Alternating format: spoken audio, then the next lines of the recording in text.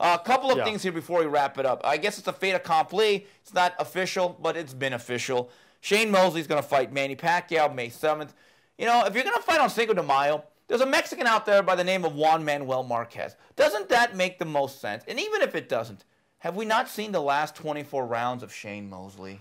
Yeah, I mean, I guess if I have to play devil's advocate, so I don't agree with you on every segment of this episode, you know, here's the thing, is that we did see the last 24 rounds of Shane, but it was against, you know, the best fighter in the world, or certainly the best boxer in the world, you know, one of the most best defensive fighters of the last 20 years in Floyd Mayweather.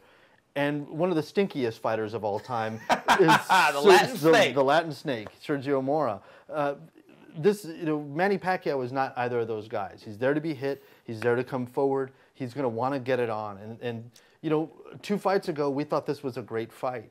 And to me, I don't think it's really a great fight, but I think there might be some fireworks for as long as it lasts. That's about as good as I can. Now wait a minute, you're coming out with an article. We filmed this on Monday, and when you get home, you'll be penning your Pulitzer Prize-winning piece on Andre Berto. Let's do this for full disclosure. Do you think Berto should be getting this fight? To me, if I had to pick out of those 3 fights, the fight that I want to see, not about money or deserve or any of that, the fight that I want to see, yeah, it would be Andre Berto. Really? Yeah. Fighting 10 stiffs, well, 9 stiffs on HBO, making a lot of money, which is an indictment, by the way, on the network and the promoter, that a kid has 10 opportunities on HBO and was never even seriously considered for this. I'd rather see Marquez. There's a history. It's the Latin holiday. Andre Berto, yeah, he brings certain things to the table: athleticism, youth, power. He's a little bit bigger guy than Marquez. But I got to tell you, Shane Mosley, wow. I mean, in essence, Shane Mosley is getting this fight for ditching Golden Boy. And that's the thing about Bob Arum. I've always said the great thing about Bob Arum is he doesn't give a damn what you people think.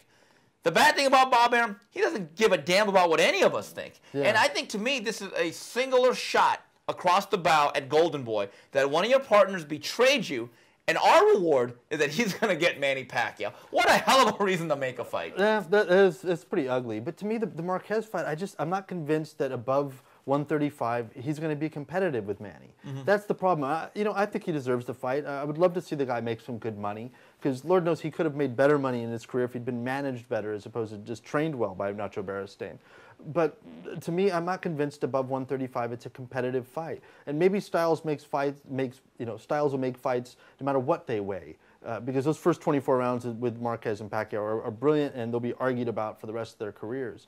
I'm just not convinced by that. And by the way, did you just tweet an article, retweet it, that Freddie Roach is going to ask for extra blood test or testing for Shane Mosley, which I believe is kind of justified based on Mosley's history with Balco.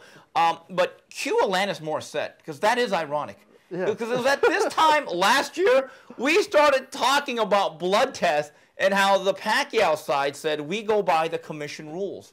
Well, shouldn't that go both ways? Or does Shane Mosley's history make it so that perhaps it's more justified? But there's certainly something ironic about it. There seems to be a double standard almost. There's definitely a double standard. But you know, the history is there, and I think it is justified when you got a guy that's cheated and was never caught, but was caught in a grand jury, but he passed the tests.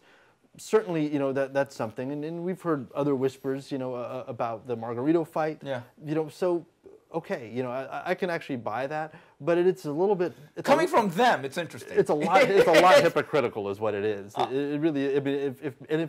It'll be interesting to see if they just want him to take the test, or if they're both going to take the test.